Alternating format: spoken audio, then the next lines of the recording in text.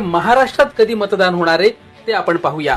महाराष्ट्रात पहिल्या टप्प्यात 19 एप्रिलला मतदान होणार आहे आणि यामध्ये रामटेक, भंडारा गोंदिया, गडचिरोली चिमूर आणि चंद्रपूर या मतदारसंघांमध्ये मतदान होणार आहे।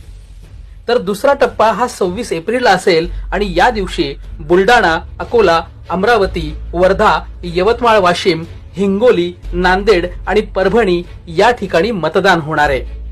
तर तिसरा टप्पा 7 मे रोजी असेल आणि यामध्ये रायगड, बारामती, उस्मानाबाद, लातूर, सोलापूर, माढा, सांगली, सातारा, रत्नागिरी, सिंधुदुर्ग, कोल्हापूर, हातकणंगले या ठिकाणी मतदान होणार आहे।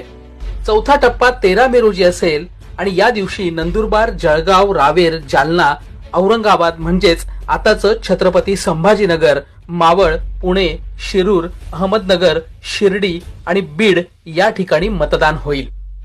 तर अखेरचा पाचवा टप्पा हा 20 मे रोजी असेल आणि या टप्प्यामध्ये धुळे, दिंडोरी, नाशिक, पालघर, भिवंडी, कल्याण, ठाणे, मुंबई उत्तर, मुंबई उत्तर पश्चिम, ईशान्य मुंबई, मुंबई उत्तर मध्य, मुंबई दक्षिण मध्य आणि दक्षिण मुंबई या मतदारसंघांमध्ये मतदान होणार आहे।